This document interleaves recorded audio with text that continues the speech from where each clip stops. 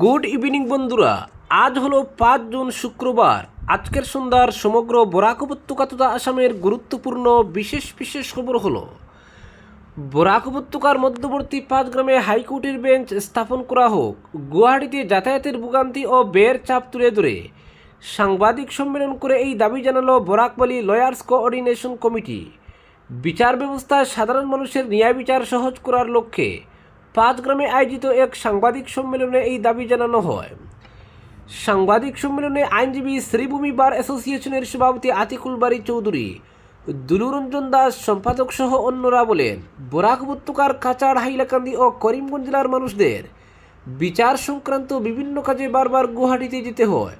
এতে সময়, অর্থ এবং শারীরিক পরিশ্রম সব ক্ষেত্রেই সাধারণ মানুষকে ব্যাপক ভোগান্তির সম্মুখীন হতে হয়।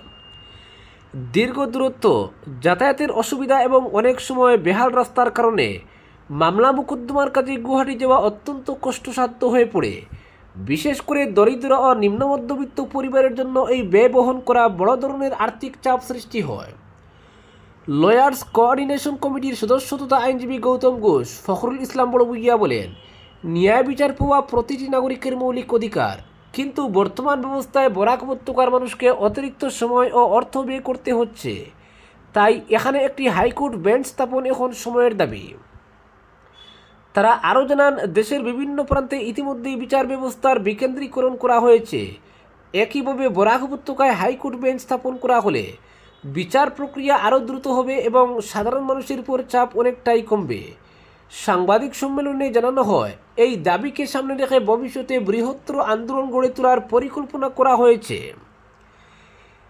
এর মধ্যে গণস্বাক্ষর অভিযান, স্মারকপত্র প্রদান এবং প্রশাসনিক পর্যায়ে ধারাবাহিকভাবে দাবি তোলার কর্মসূচি অন্তর্ভুক্ত থাকবে।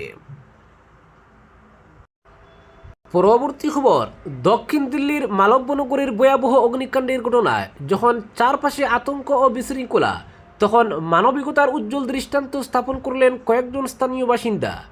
জীবনের ঝুঁকি নিয়ে তারা ধোঁয়া ও আগুনের মধ্যে আটকে পড়া মানুষদের উদ্ধার করতে এগিয়ে আসেন। প্রত্যক্ষদর্শীদের মতে, আগুন দ্রুত ছড়িয়ে পড়ায় হোটেলের ভিতরে বহু অতিথি আটকে পড়েন।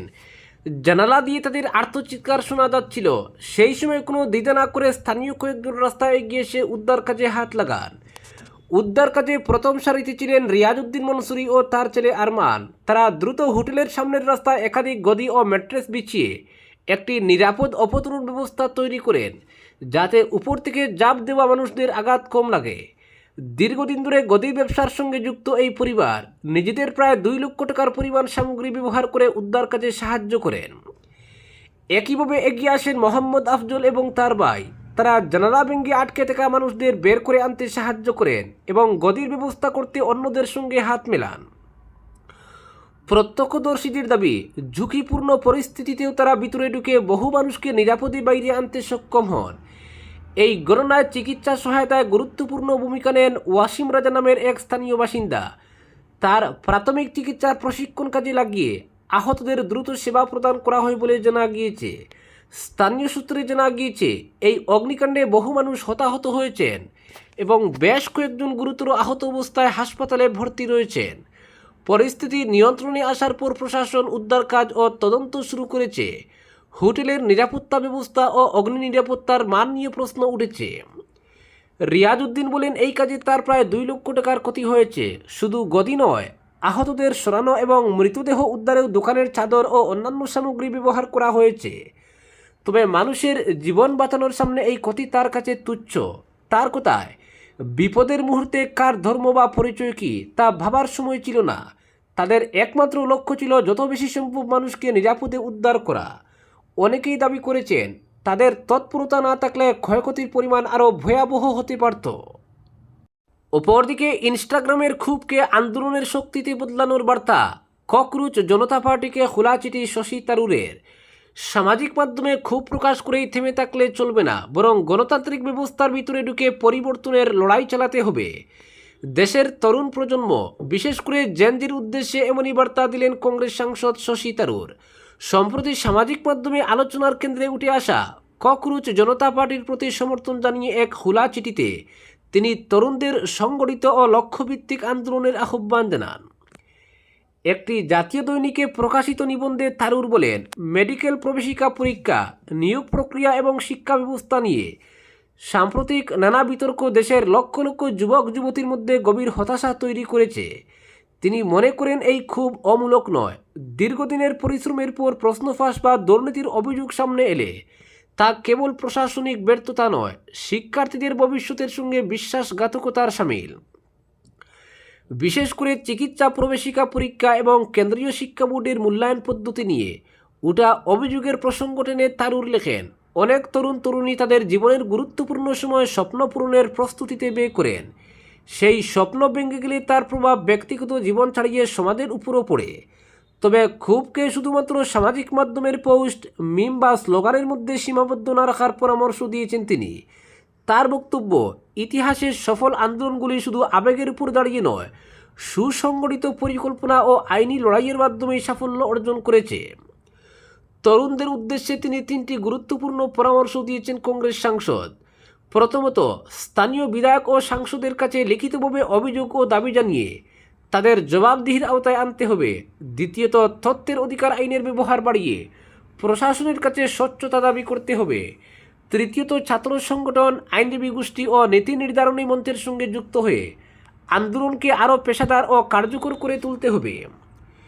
চিঠিতে শশী থারুর আরও উল্লেখ করেন, দেশের জনসংখ্যার বড় অংশই তরুণ, ফলে দেশের ভবিষ্যৎ কোন পথে এগোবে তা নির্ধারণে তাদের গুরুত্বপূর্ণ ভূমিকা রয়েছে। ক্ষোভকে উদাসীনতায় পরিণত না করে ইতিবাচক পরিবর্তনের শক্তিতে রূপান্তরিত করার আহ্বান জানান তিনি। অপরদিকে হাইলাকান্দি জেলায় বিশেষভাবে সক্ষম এবং প্রবীণ নাগরিকদের সহায়ক সামগ্রী বিতরণ করতে হাইলাকান্দি জেলা সমাজ কল্যাণ বিভাগের উদ্যোগে আগামী 8 জুন থেকে জেলার বিভিন্ন স্থানে মূল্যায়ন শিবিরের আয়োজন করা হয়েছে। কেন্দ্রীয় সরকারের এডিপ অর্থাৎ প্রতিবন্ধী ব্যক্তিদের জন্য সহায়তা এবং আরবিওয়াই অর্থাৎ রাষ্ট্রীয় বয়শ্রী যোজনা প্রকল্পের সাথে সঙ্গতি রেখে এই উদ্যোগটি গ্রহণ করা হয়েছে।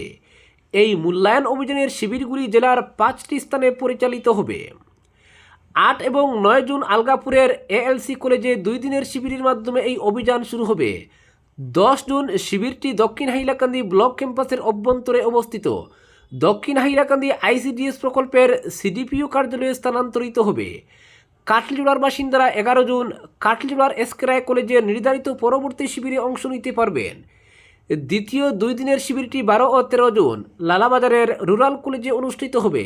জেলাভিত্তিক এই অভিযানের শেষ পর্বটি 15 জুন হাইলাকান্দির লক্ষ্মী শহরের হরিকিশোর উচ্চ বিদ্যালয়ে অনুষ্ঠিত হবে। এই কার্যক্রমগুলি সংশ্লিষ্ট সার্কেল অফিসারদের তত্ত্বাবধানে এবং শিশু বিকাশ প্রকল্প কর্মকর্তার সহায়তায় পরিচালিত হবে। প্রকল্পের অধীনে যোগ্যতা যাচাইয়ের জন্য সুবিধাভোগীদের অবশ্যই নির্দিষ্ট নথিপত্র আনতে হবে। এডিপ প্রকল্পের অধীনে সুবিধা পেতে ইচ্ছুক দিব্যাঙ্গদের জন্য প্রয়োজনীয় নথিপত্রগুলির মধ্যে রয়েছে একটি ইউনিক ডিসেবিলিটি আইডেন্টিটি কার্ড অথবা 40% বা তার বেশি প্রতিবন্ধকতা দর্শিয়ে একটি স্বীকৃতি নম্বর সহ মেডিকেল ডিসেবিলিটি সার্টিফিকেট, আধার কার্ড ওমিটেড, মাসিক আয় 22,500 টাকা বা তার কম যাচাইকরণ সংক্রান্ত একটি আয় শংসাপত্র অথবা একটি বৈধ রেশন কার্ড এবং একটি সাম্প্রতিক পাসপোর্ট সাইজের ছবি। অপরদিকে আমে সয়লাভ বাজার, অজান্তেই মৃত্যুর ফাঁদে মানুষ। আম পাকাতে ব্যবহৃত কার্বাইড ইথেফনেতে বিকল হচ্ছে কিডনি লিভার। গ্রীষ্মকাল মানেই আমের মরশুম, ফলে রাজা আমের মিষ্টি স্বাদ, মন মাতানো গন্ধ এবং পুষ্টিগুণের জন্য ছোট থেকে বড় সকলের কাছেই এর চাহিদা তুঙ্গে থাকে। বাজারে এখন বিভিন্ন জাতের আমের সমাহার। বাহারি রং, চকচকে খোসা এমন আকর্ষণীয় আম দেখে ক্রেতাদের ভিড়ও বাড়ছে প্রতিদিন। কিন্তু এই বাহ্যিক সৌন্দর্যের আড়ালে লুকিয়ে আছে এক ভয়ঙ্কর বাস্তবতা, যা নিয়ে উদ্বেগ প্রকাশ করেছেন চিকিৎসক, খাদ্য সুরক্ষা বিশেষজ্ঞ এবং জনস্বাস্থ্যের সঙ্গে জড়িত বিশেষজ্ঞরা। অতিরিক্ত মুনাফার লোভে একাংশ অসাধু ব্যবসায়ী কাঁচা আমকে অস্বাভাবিকভাবে দ্রুত পাকাতে ব্যবহার করছেন ক্যালসিয়াম কার্বাইড, ইথেফনের মতো ক্ষতিকারক রাসায়নিক পদার্থ। ফলে বাজারে বিক্রি হওয়া বহু আম প্রকৃতার্থে পুষ্টিকর ফল নয়, বরং ধীরে ধীরে মানবদেহে বিষ ছড়িয়ে দেওয়া এক নীরব ঘাতকে পরিণত হচ্ছে। বিশেষজ্ঞদের মতে প্রাকৃতিকভাবে পাকাতে সময় লাগে এমন ফলকে রাতারাতি বাজারজাত করার উদ্দেশ্যে বিপজ্জনক রাসায়নিক ব্যবহার করা হচ্ছে।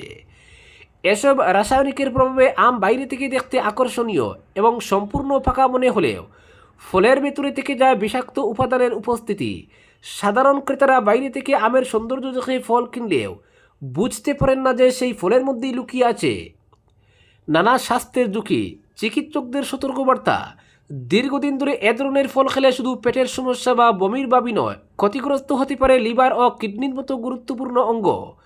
অনেক ক্ষেত্রে এই ক্ষতির প্রভাব ধীরে ধীরে প্রকাশ পায়, ফলে মানুষ শুরুতে কিছুই টের পান না। হঠাৎ করে শরীরে বাসা বাঁধে নানা জটিল রোগ। সবচেয়ে উদ্বেগজনক বিষয় হলো শিশুদের স্বাস্থ্য। বিশেষজ্ঞদের মতে শিশুদের শরীর তুলনামূলকভাবে বেশি সংবেদনশীল হওয়ায় রাসায়নিকযুক্ত ফলের বিষক্রিয়া তাদের উপর দ্রুত প্রভাব ফেলতে পারে। শারীরিক বৃদ্ধি, রোগ প্রতিরোধ ক্ষমতা এবং অভ্যন্তরীণ বিভিন্ন ক্ষেত্রে স্বাভাবিক কার্যকারিতার উপরও এর নেতিবাচক প্রভাব পড়ার আশঙ্কা রয়েছে।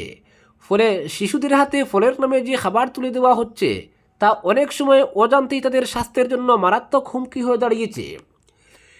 রাজ্যের বিভিন্ন বাজারে বহির্রাজ্য থেকে আসা বিপুল পরিমাণ আম বিক্রি হলেও তার কতটা প্রাকৃতিকভাবে পাকা এবং কতটা রাসায়নিক ব্যবহার করে পাকানো হয়েছে তা সাধারণ মানুষের পক্ষে বোঝা অত্যন্ত কঠিন। খাদ্য সুরক্ষা বিভাগের একাধিক অভিযান ও সতর্কতা সত্ত্বেও কৃত্রিমভাবে ফল পাকানোর এই অসাধু চক্র এখনও সক্রিয়। ফলে প্রতিদিন হাজার হাজার ক্রেতা অজান্তেই বিষাক্ত আম কিনে বাড়ি নিয়ে যাচ্ছেন।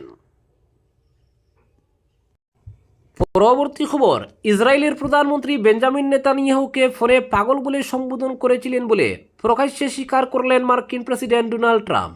একই সঙ্গে তিনি দাবি করেছেন ইরানের বিরুদ্ধে যুদ্ধের সিদ্ধান্তে তাকে কেউ প্রভাবিত করেনি, বরং যুদ্ধ শুরু করার উদ্যোগ তিনিই নিয়েছিলেন।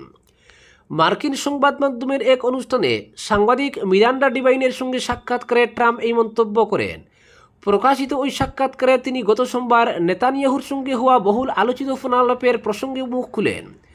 ডোনাল্ড ট্রাম্প বলেন তিনি নেতানিয়াহুকে পাগল বলেছিলেন এবং তাকে স্মরণ করিয়ে দিয়েছিলেন যে তিনি না থাকলে নেতানিয়াহু জেলে যেতে পারতেন। যদিও ট্রাম্পের দাবি তিনি রাগান্বিত ছিলেন না। মার্কিন প্রেসিডেন্টের কথায় আমি রাগ করিনি, তবে লেবাননের সঙ্গে ওর লাগাতার সংঘর্ষ নিয়ে আমি কিছুটা বিরক্ত ছিলাম। তবে কঠোর ভাষা ব্যবহার করলেও নেতানিয়াহুর প্রতি নিজের ব্যক্তিগত সম্পর্কের কথা তুলে ধরেন ট্রাম্প। তিনি বলেন, আমি বিবিকে খুব পছন্দ করি। আমি যুদ্ধকালীন প্রেসিডেন্ট আর তিনি যুদ্ধকালীন প্রধানমন্ত্রী। আজকের বিশেষ সংবাদ এখানেই সমাপ্ত।